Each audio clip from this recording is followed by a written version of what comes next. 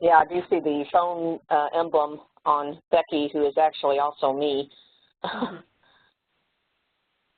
Control just the PPT. Okay. Yeah. We'll give John just a minute to see if he can work this out. And okay, now I've given him the presenter privileges. That's at least a plus. And let's see, John, you're able to communicate?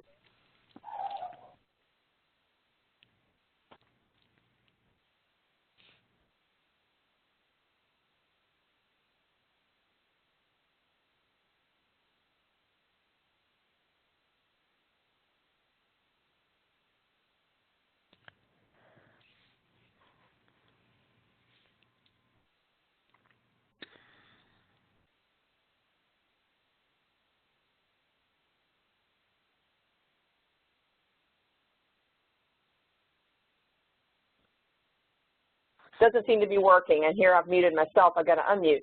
Here I'm going to switch it back to, I'm going to give the presenting things to Sharon, and let me go on and, well, let me do this myself here. I'm going to make myself the presenter, and I'm going to go on and get started here, and we'll see if we can't work this out in just a minute. Welcome again to Sharon Leon, Associate Professor, Department of History with Michigan State University in East Lansing, and also John, who is Deputy Director for Collections and Programs for the Library of Virginia in Richmond, Virginia. And going to go forward here and go over today's agenda, which we are now presently giving you a welcome, and we'll move on to our presentation. But first, just a little bit about Dr. Leon's background. She has a PhD in American Studies, University of Minnesota. She's Associate Professor, now Associate Professor of the Department of History, with the Department of History for Michigan State University. And previously, for over 13 years, she was with George Mason University, the History Department at the Roy Rosenzweig Center for History and New Media as Director of Public Projects, overseeing many award-winning collaborations with library, museum, archive partners, and she served as a Director of the Omeka web publishing platform. Currently on an NEH Digital Publication Fellowship, she's working on a digital project to surface and analyze community networks and experiences of the cohort of people enslaved and sold by the Maryland Province Jesuits in the 18th and 19th century, and also simultaneously building a major methodological project on doing community-engaged digital public history. So we really want to welcome Dr. Leon, and I am going to now see if we can't go down here and make you the presenter. All right. Thank you for that kind welcome. It appears that perhaps I am doing too many things at once. And here you are. You now have control of the slides, it's telling me. So. Oh, very good. All right. So I have all of the power. Thank you very much for that. You do. Yes, so I am really pleased to be with all of you archivists today. To be very clear that I am not, in fact, an archivist. I appreciate that biographical introduction because it helps me explain in part why I am here today to talk about project management. During my time at the Center for History and New Media, I oversaw roughly 35 different discrete digital humanities projects, and in the course of that time, shuffling and guiding up to sometimes 4 or 5 of them at once, sort of developed an approach to project management that seems helpful and blends some materials from the business world, but an awful lot of experience and materials from working in the digital humanities world, but with a number of partners from libraries, museums, and archives. So our plan for today, I may have overpacked our plan for today because normally this is a workshop I give that takes about 2.5 hours. And we're going to try and jam it in 45 minutes. So we'll see how far we get. But that means that there will be a lot of talking from me with notes where I would normally pause and ask you to do some reflecting and scribbling and chatting.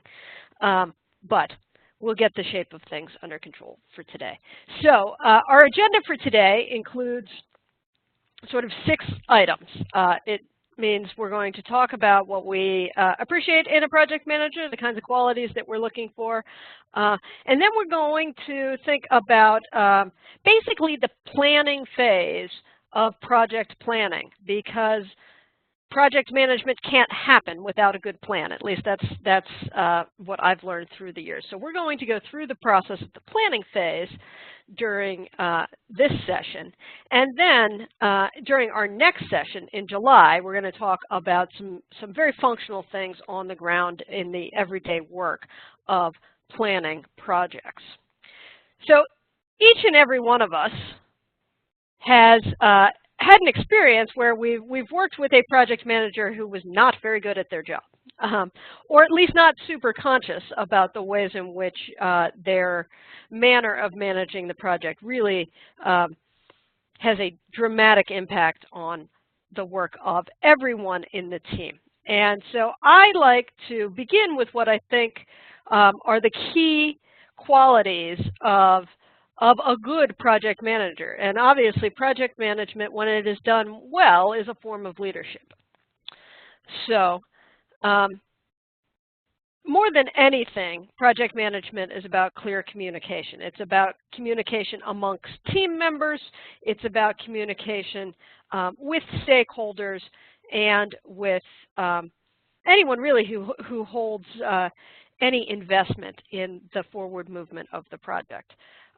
For most projects that involve more than one person, and even projects that involve just a single person, motivation is also a key factor. Your project manager needs to be the person who provides everyone involved with the project with the clear understanding of why they're doing the work that they're doing and why the project's been undertaken at all.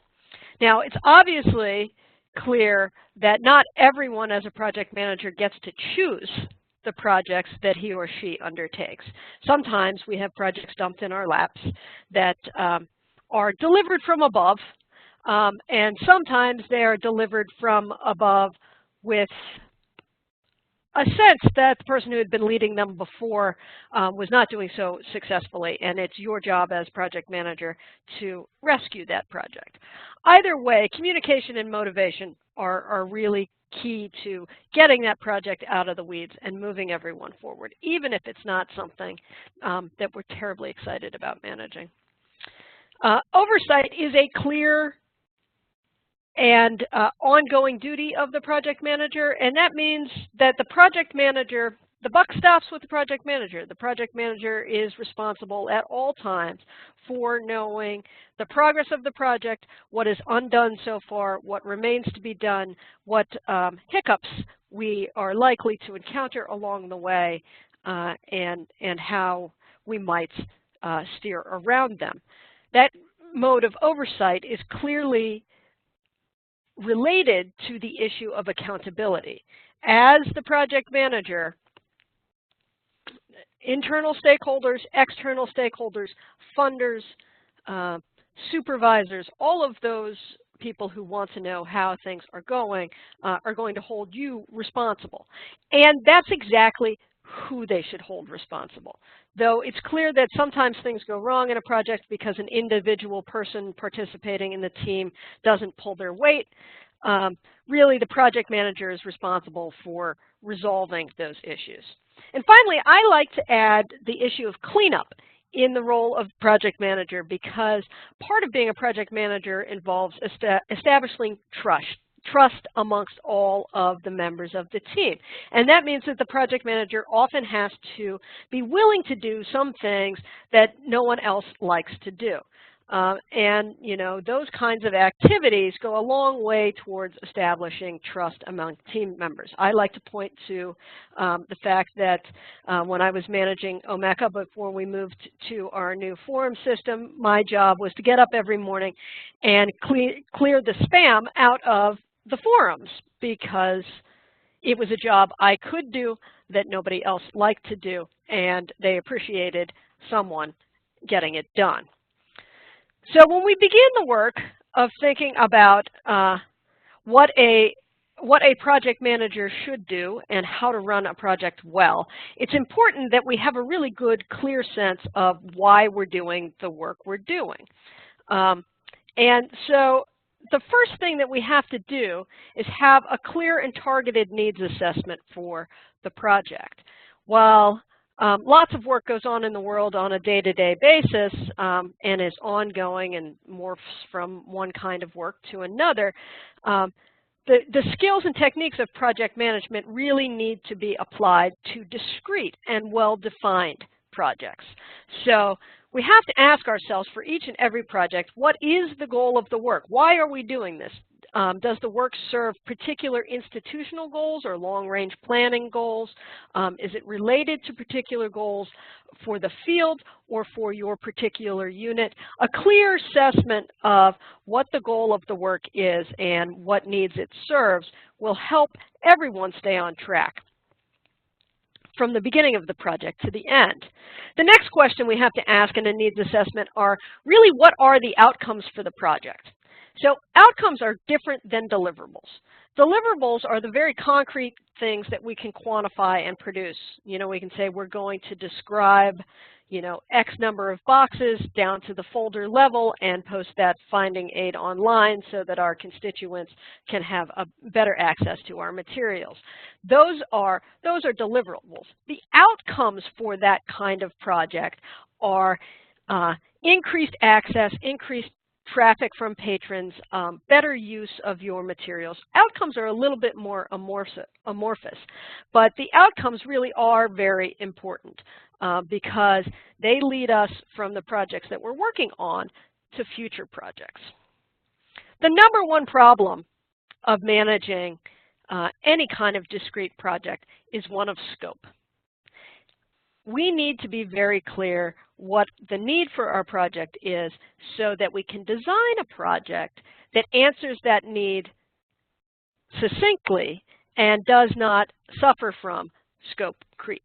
Just because we can do something doesn't mean that we should. And so we like to think of what the scope of the project is in relationship to the outcome and the goals. To manage a project that has a scope that is far too large is a recipe for frustration for everyone on the team. So we want to think about what we should do and also what we shouldn't do. And sometimes what we shouldn't do, all of the things that end up in the list of things we shouldn't do, we can stash away for another project that comes afterwards. And clearly here, sustainability is also a question. Just because we can get the project executed doesn't mean that we can take on the ongoing responsibility for it.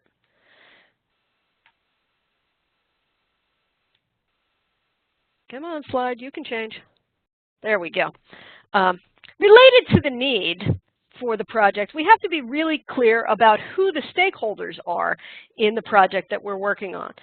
Because really the stakeholders are key to affirmation, are key to funding, are key to more projects, and they help keep our work on track. And so I like to think about the stakeholders as the broad spectrum of individuals and organizations, internal and external, who need this project. If there is a need, someone specific has to have it. And so by keeping a clear eye on who those folks are, we can make sure that each of our steps along the way are targeted to delivering to a real audience in the world who will provide us with feedback and affirmation about the project we're doing. So most of us do projects that are targeted towards key external audiences. As a public historian, I like to make the point that there is no such thing as the general public. No project serves everyone. And so that external audience that may be served by a project has to be a really particular community. And so in the realm of external audiences, it may be a particular group of scholars. It may be a particular group of local community archivists. It may be other people in your field, or it could be the local genealogical group down the street from your archives who is looking to expand their work. All of these external audiences come to a particular, any kind of project really, with a very different set of needs, and it's important to keep them in mind. One way to do this is to create little personas for each of your external audiences, so that you can say, you know, my scholar researcher is Jack, and he is working on early American history in this area, and he's particularly interested in economic transactions. And that means that we've got a bunch of records that serve his needs that need to be described. So that every day we look at the wall and say, this is what Jack needs out of this project. But we also might say that in my community of local archivists, Sarah is the head of our local archivists association, sort of our regional group, and we're running this project as a way to learn something about the ways that archivists work and how we can do that more efficiently. So Sarah's going to want to know different things about your project than Jack is. Of course, obviously, all of us have bosses, and we have coworkers. And so we have internal stakeholders too. We have the administration in your unit or your organization is interested in your work being done efficiently, but so are the members of your team. And so we have to think about what everyone is going to get out of these projects. A little heavy on the advanced finger. There we go. What these kinds of projects can bring to the needs of your staff and your coworkers is really, really important, because it is tied to the issue of motivation. We've got a project that we need to do. We have to undertake a resource assessment. We have to have a full survey of what are the kinds of materials that our organization and our team can bring to the table to make that project possible. The number one resource we have in the kind of work that we do are people, right? They are our coworkers, they are the teams that we work with, and so we have to get a real clear and concise sense of what these collaborators can bring to the work, especially when we're starting on a new project and we're not exactly sure that it is fully within the range of our skill set. So amongst our teams, we have all sorts of people that we should be able to draw on. And that may be people with very different kinds of skills, or it may be people with similar kinds of skills. But I like to think about the personnel assessment as also assessing the kinds of needs and interests that our teams bring to the table.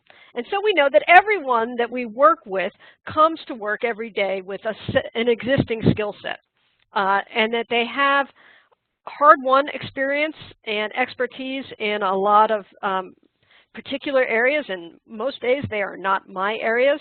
Managing a software team means that I am not the lead developer. I will never be the lead developer, but I do know how to talk to the lead developer and assess where his skills may fit into the needs for the project. But more important, sometimes more important, I think, than the existing experience of our teams are the kinds of things that our teams and coworkers are interested in. And this opens up an entire new set of resources. If we know, as I know, one of my programmers, Jim, is interested in doing more Python programming, though we work primarily in PHP. I know that Jim wants to learn some things in that area that are not within his skill set at the moment. And so that if I can find a space within a project for him to satisfy some of that curiosity and willingness to learn, that he will be invested in working hard on that project. So we might think in assessing our personnel resources, not only the skills we have, but the skills that we want to have. At the same time, we also have to think about, in putting a team together, what skills that group of people have to teach and lead each other. We do a lot of paired programming in working on Omeka, and what that means is that the person with the superior skills sits with the person with the emerging skills, and together they learn and work together. And that's a really nice way to get everybody in the team invested in doing the work together. What that means, though, is that at the same time as we're making progress on the project, we're building a resource bank of people with new and emerging skills. And that's all related to our ability to foster collaboration. So not everyone has direct reports or a dedicated team to work on a project. And that may mean that we have to think about what are the emerging interests and experiences of folks on other teams, and what kinds of ways can skills and resources from your team be shared with other teams to sort of fulfill the needs, the personnel needs of the project. There's a little sharing and bartering going on, but it's all based around this notion of collaboration. So you may not have access to all of those resources, but you at least want to have a sense of what the range of resources are so that you may begin to start to make some bargains about them. In addition to thinking about personnel and resources, we have to think about infrastructure too, because the physical space and experience of the workplace also has an awful lot to do with how we manage particular kinds of projects. My team likes to work around a big table together with laptops and whiteboards. If you put them around a big table with their laptops and their whiteboards and their connection to the internet, it wouldn't matter where in the world they were. Not every team or every kind of work can be done that way, but thinking about what the demands of the work are and how the physical space can be shaped to support and extend the collaborative possibilities of that work is really important.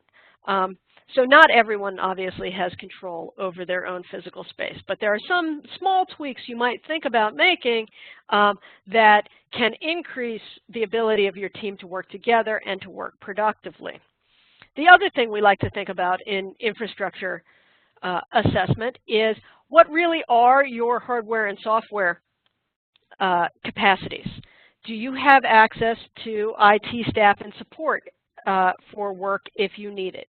Do you have access to cloud storage or local storage or digitization stations? Do you have access to the kinds of technical materials you need? Making a list of all of these things, and I have a set of worksheets that we could fill out, but basically they are just blocks where you say, this is my full understanding of what is available to me. That physical infrastructure is important, but again, the most important things are people. And so in addition to the team that you work with, we also have to think about what the range of available partners and support are that you have for the work.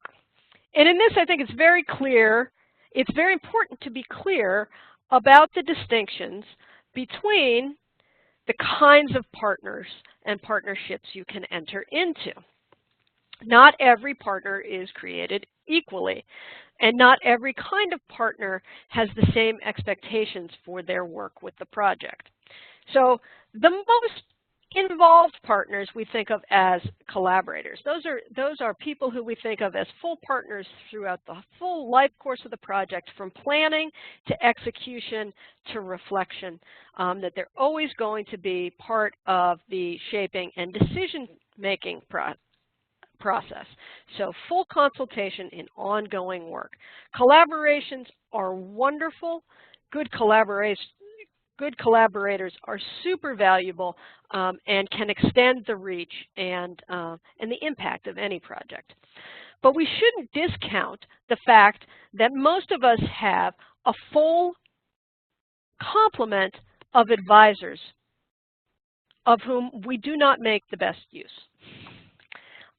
Advisors, if anyone has written a grant-funded project, there's usually an advisory board involved. It may be demanded by the grant funding institution.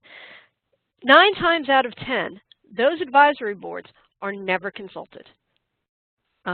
There may be a meeting at the beginning and a meeting at the end where you say this is what we did, but trusted, experienced advisors are very, very important, and they should be used as advisors, and you shouldn't be afraid to tap them and say, you've done a project like this, and you've had these similar kinds of experiences.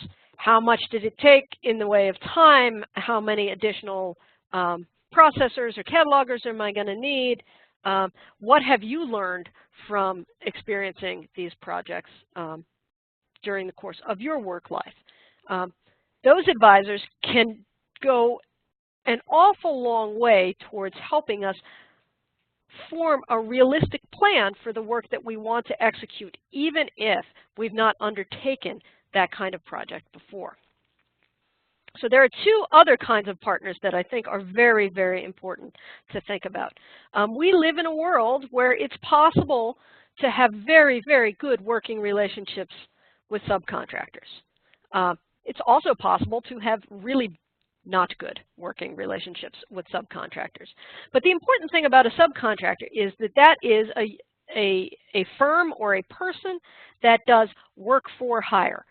So they should be doing work to your specifications on your timeline. We run into a real problematic situation when subcontractors think that they're collaborators. And sometimes when collaborators think that they're subcontractors. But it's more likely that subcontractors think that they are collaborators and that they can shape the trajectory of the work and the outcomes. We have to be really careful about that not being the case unless it's your idea as the project manager to draw on them in that way. That work for hire should stay work for hire so that it's very clear to everyone what is due and what the expectations are and what the timeline is. Finally, we cannot forget about our community resources. Those folks who are our patrons and our community members, our users, who really are ambassadors for the work. They provide and can assist with outreach and support of the work. They can extend the audience for the work. But we also have to think about those community resource people as a possible willing partner in giving feedback along the way about how our work is going and how projects are being executed. So all of this assessment of resources is important because it lays out for us all of the things that we can choose from in putting together a functional work plan. We're not going to talk about functional work plans today. We're going to talk about functional work plans in the next session. But we're going to talk about today are really kind of fictive work plans. Now, when one puts together a project plan, it's possible to write a very, very, very detailed work plan that maps out the full scope of work for the full duration of the period of performance and assigns every activity to the right individual in the staff and the team. And so when that work plan is reviewed, it appears as if it is, everything's all sorted out. That's great, but it is also necessarily a huge fiction. Because we really can't, until we do some concrete research, know for sure how this work is going to unfold if we haven't undertaken one of these kinds of projects before. And so what I like to advise people to do, even if they are being dropped into an ongoing project, let's say you're rescuing a project that has been going badly, but you've been dropped in to manage it and make some sense out of it and bring it in as close to on time and on budget as possible. That is, what we want to do is we need to do some research. We need to do some research about how the team is functioning, how the work happens, and how it comes together. So, in this sense, I like to think about piloting and estimating. So piloting is a fairly simple process by which you take a look at what the full scope of the work is, and then you select a portion of it and run that a smaller portion as kind of like an ethnographer. You want to be taking notes along the way. You want to be doing research on every step of how that small portion runs. So the small portion, what are the necessary characteristics of a pilot? A pilot needs to, in some senses, encapsulate all of the elements of the larger project. So if one were doing a set of educational modules that were providing lesson plans around a collection or something like that, you have a range of probably 10 or 15 of those educational modules that you could produce. You'd want to pick one that includes the widest variety of materials, that includes a wide variety of collaborators and participants, so that you have a sense of where the possible pitfalls might be, because you've included every kind of work out of the larger project in the pilot. So in this sense, we would take the smaller segment and run the segment from beginning to end, noting not only how the process went, but exactly how much time each person has spent doing their portion of the work, the spots where they got through a course of work and discovered that they had not accounted for a particular piece of the process and had to go back and backtrack and redo. So full drafting of process notes throughout the pilot. Now, most people don't spend a ton of time accounting for their own time. It's kind of an uncomfortable process. But for this period of doing the piloting, you're going to want to ask everyone to keep very, very careful track of their productivity and how much time each step takes along the way. And so in running the pilot, we've got a model of the workflow and the architecture that should be theoretically available for us to extrapolate out to the larger work plan. That's the theory, at least. So what happens is when we run a pilot, we're running things for the very first time. And necessarily that means as we do these activities more and more frequently, we will have some sort of increased efficiency. But it does allow us to anticipate those areas of difficulty where we might need more staffing or more resources, and where we might need to build some expansion joints into our work plan because we're likely to slow down for some reason or another. And then I would think, once we've got all of this research data, we can start to replicate the pilot process through the larger work plan. One key thing here is that we always want to pad for safety in putting together the work plan and the schedule, because it's always better to under-promise and over-deliver than it is to over-promise and under-deliver. We all have a blue sky notion of what the perfect project will be and what the perfect scope of work will encompass. That's usually not realistic. And even when we think that we are realistic, we may not be really accountable for the ways things can go wrong along the way. So I like to use what is called the FOG principle of estimating. The FOG principle of estimating is really simple, but it exposes the degree to which we don't really know how long things are going to take and how great the resources are going to have to be.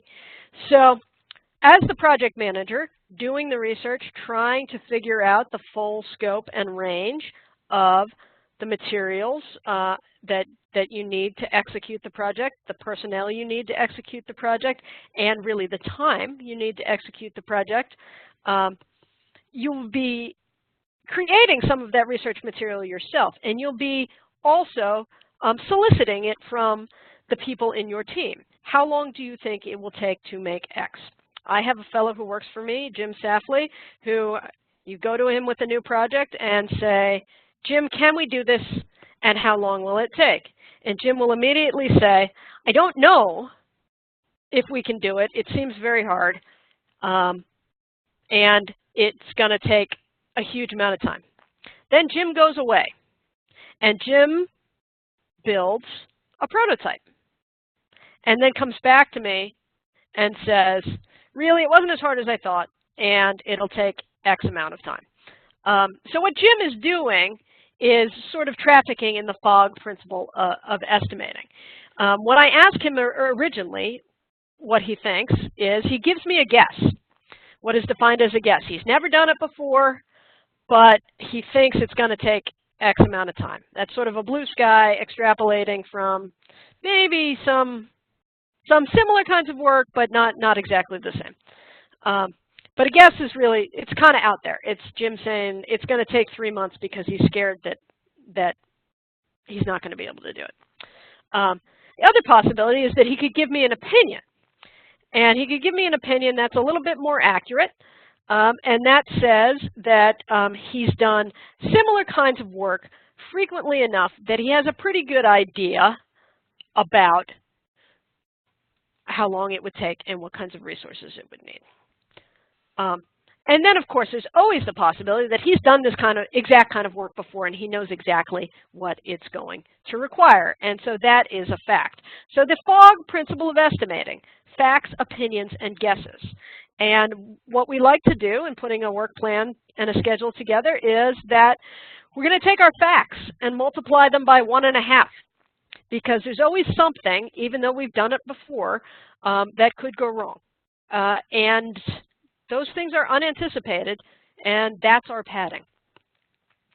So opinions are opinions, and they're based on some prior experience, but they may not be based on close enough prior experience. So we're going to want to double those. And then guesses. The guesses are based on the least clear set of information, and so we want to triple those. And so in taking that kind of approach to the research that you can do about the resources that you have available to you, you can start to put together what is a safe, realistic work plan. And the reason we need a safe, realistic work plan is we have to have at least some sense of how we're going to communicate with the world about the work that we're doing. If I can get the slide to advance. There we go. Whoops. See? Heavy-handed on the slides. Back one. There we go. Not two. There. All right. Here we are. Project charter. Part of the reason that we need sort of this sense of how we're going to marshal all of these resources is one of the best ways to get a project off to a good start and to ensure that it is well managed is to have a very clear project charter.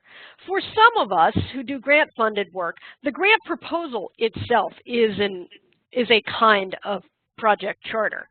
But lots of us do execute and manage projects that are done under the auspices of our organizations, and they are they're not governed under a proposal process.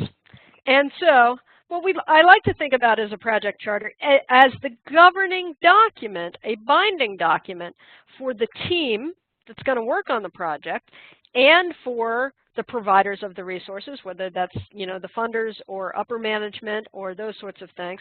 And you can do a good project charter in 2 or 3 pages. And the project charter should contain your sort of elevator pitch about what the project is. So when we go back to our first set of slides for today, what are the needs and goals for the project, and what are we going to do to answer those needs and goals? How much time do we have? So our details about who's paying for the project and what the period of performance is. Our clear statement of needs, deliverables, and outcomes, all of that from the earlier slides today. And the key staffing pieces. What are the key roles? How much time is going to be involved from that staff, and what those clear responsibilities are. So that everyone involved in the project knows what they are responsible for, and why they're doing the work. Then we get to really what is the bulk of the project charter, and that's the high-level schedule. And high-level schedules can be formed in a number of ways. They can be formed based on a chronology. You can say, you know, in year 1, here's a narrative description of what we're going to do, or in quarter 1, if you've got a shorter period of performance. Another way to organize them is to break the work down into phases. This is our research phase, this is our development phase, this is our testing phase, this is our outreach phase, so that we have a sense of what the clusters of different kinds of work are and the sequence in which they should be undertaken. But what they are not is a clear, detailed, point-by-point, deliverable by deliverable, milestone by milestone, to-do by to-do kind of work plan. That's a functional work plan, and that's what we're going to talk about in the next session, how to get from these very abstract kind of narrative-driven high-level schedules and work plans down to a functional work plan that will govern the work of the entire team for the period of performance. So this project charter is, as I said, for all of the stakeholders. It's for the external stakeholders, so that could be your funders or your community members or those sorts of things, your users. But it's also for your internal stakeholders. That means it's for your management, but most importantly, it's for your team. This is the contract for your team and the people who are working on the project. This means that you as project manager along the way can come back to the project charter and say, this is what we agreed to do, and this is how we agreed to do it, and this is who we agreed would work on the project. It's not that a project charter is not amendable. It absolutely is, but it needs to have agreement from everyone, and there has to be a really good reason, because this binding agreement really is kind of the masthead for the work going forward, and everything that we do should be related to those needs, deliverables, and outcomes, and that key staff should be clear about what their roles and responsibilities are. So this is our guiding document. All of these things put us in a position to launch a project that's well managed and can be set up with all of the kinds of accountability systems that we're going to talk about next time, about how to track the work through the minute details, through planning meetings, through team collaboration, and all of those kinds of things.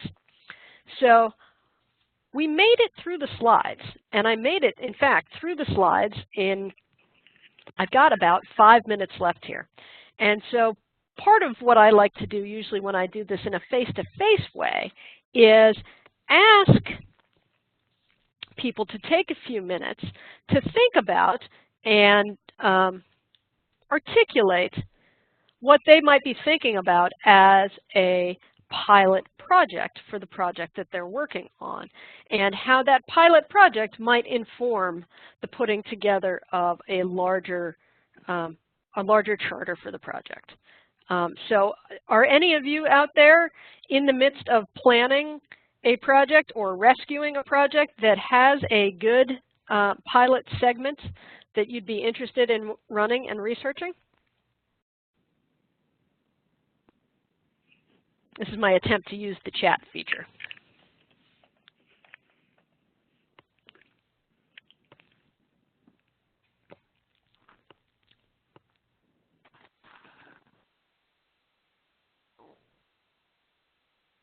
All right, we got no takers. Not so far. We'll be hopeful here. Give everybody just a few minutes. Anybody who does have anything like that they'd like to say, put it in the chat box. And John, I have unmuted you, so if you want to take part as question and answers. Okay. Thank you very much, and I apologize, everyone, for the technical difficulties earlier, but I now have a voice somewhat. Welcome, John. Thank you.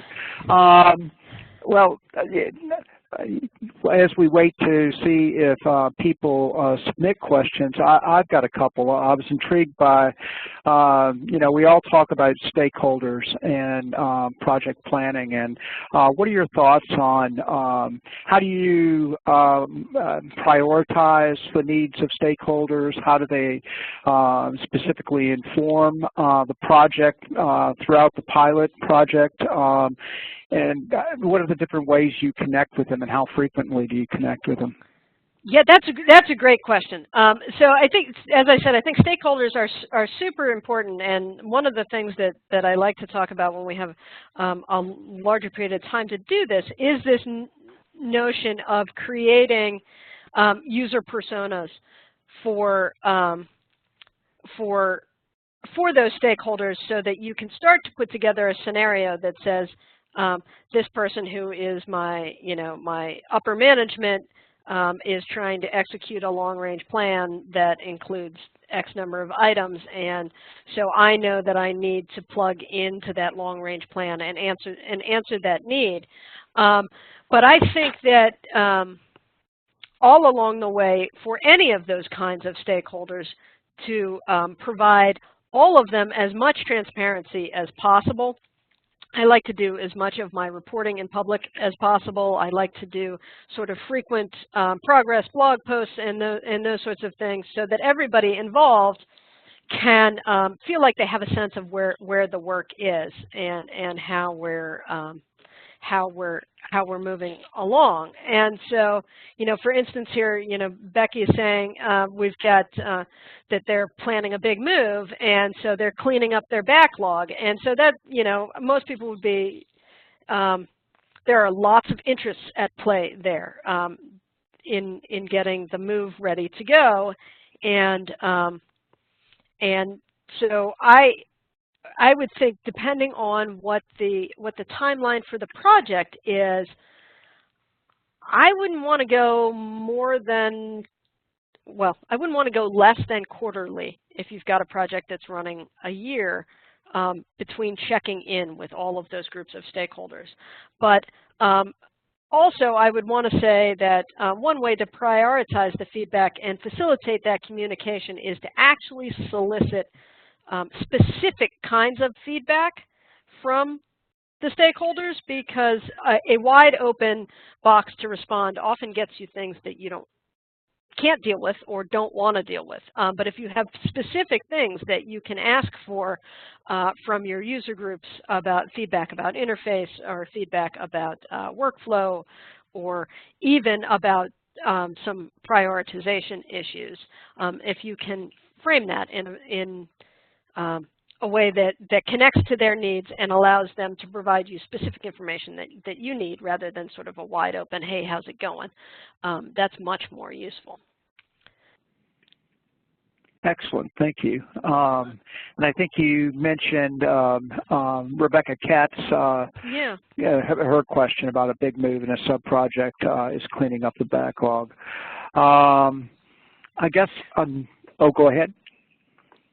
Nope, that's good. I was just going to say that one of the problems with cleaning up the backlog, and one of the virtues of cleaning up the backlog, is that it can be all of the different kinds of work at once, and that's great, because none of us can account for how deep the backlog is and what kinds of things are hiding back there. And so it's a tremendous research opportunity to put some data on the ground, so that as you move forward in that new space, you have more concrete material to estimate from and to help you plan going forward. I've got another question. This is something we always talk about, is what role does metrics play in designing your pilot projects? How do you go about it? And how does it inform? How frequently do you adapt those? That sort of thing. Right. It's a really, really very important question. And I think that it's definitely related to that fog principle, right? The closer you are to the guess, the more important your metrics are, right? And so, and the more frequently they're going to have to be updated. And so I would, it's hard to talk about these things in the abstract because if you don't have a sense of what the period of performance is, it's a little bit hard to know how frequently to go back and reflect on those sorts of things. But often the laying down of the first set of metrics is really a guess. Maybe it's an opinion. So you've got to test frequently to see whether they're anywhere near realistic. If you work in an organization that has a long tradition of quantifying the work, you'll have a better base of research to move forward from. But lots of us are in a situation where no one, particularly in my neck of the woods where there are humanities scholars who are allergic to anything that looks like a metric or a number, lots of this is guesswork, and lots of it is the first time around. And so that means that it has to be revisited frequently. Some of what we're going to talk about next time are the ways in which project management systems offer us a base of data that is sort of just passively coming into us as project managers that we can extrapolate out to try and support and sustain those metrics, and to have some good comparative material to reflect on them periodically. Well, thank you. I think we've got time for one more question before we do some end of webinar announcements and whatnot. You mentioned earlier, very quickly in passing, rescuing a project. And talk a little bit about that. I bet the dynamics of resetting the tone for success is sometimes interesting, if not challenging. Absolutely, absolutely. It's absolutely challenging. Rescuing a project is one of the hardest things that you can possibly do. But I think my experience has suggested that the process is actually the same. If you pull back and take the time to do the research and set a project charter that everyone agrees with going forward, you really can reset the dynamics of the project. The complicating factor is trying to set a tone and a set of relationships with the team that makes it clear to them that what they've done so far in a project that may not be going well is not a waste, that they've learned a tremendous amount from it, and that we can take that material and move forward in a productive way, because nothing kills motivation than feeling like you spent your last year and a half throwing, dirt in a hole that you just dug. So a lot of it is tone, and that that's where the project manager as leader comes in, and reestablishing trust amongst those team members and with you, that you're going to take responsibility for writing the course and charting a realistic course going forward, and salvaging the work that they've put into it so far is really, really important. Well, that's a great answer, and thank you very much. Excited to hear next month's webinar to move on to the later stages of project management. We're going to get into the nitty-gritty next time. So thank you so much, Dr. Leon. It was a great presentation, and with that, I'm going to hand it back to Mary Margaret. Thank you. Thank you, John. And let's see, we are here at the end of June. We are drawing very close now to the 2018 COSA-NAGARA-SAA Joint Annual Meeting in Washington, D.C. And so we want to remind you again of the events scheduled for the meeting for COSA. Tuesday, August 14th, will be the Archives on the Hill advocacy program. Wednesday, the 15th, will be the Great Idea Exchange Day and Work Session, and the business meeting and the awards dinner, the latter being off-site. Thursday, 16th, will be a plenary session including the awards ceremony and silent auction. And the 17th, again, the first award ceremony is on the 16th, and the 17th is another plenary session with an awards ceremony at that one as well. And again, we wanted to thank Sharon and John for their work today in since we're looking at upcoming webinars, we're really excited that here we have the second part of this presentation for our July member webinar on July 26th. So we encourage everyone to take part then, and other people can join in then as well. After that annual meeting, there will be an annual meeting wrap-up for the August member webinar meeting on August 23rd. So that'll be very informative, I'm sure. Another SHRAB Town Hall on September 27th.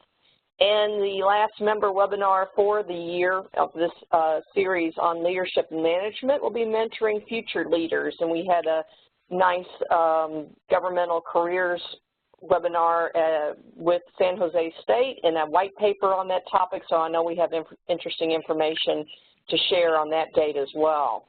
We have a wealth of webinars. We're really excited. We have a new quarterly series beginning on July 19th, a collaboration between COSA and NAGARA. And that very first webinar the topic is going to be crowdsourcing archival projects. It'll be NAGARA staff talking about the History Hub project that they are doing, that they have started after a long period of research. And the Alabama Department of Archives and History will talk about their Alabama World War I service records project. So I know that'll be a really interesting webinar, and registration is open for that now. So we encourage you to sign up for that.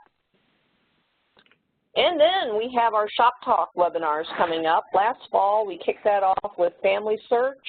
And this year, we're picking up the other major corporate sponsors. September 13th will be Ancestry.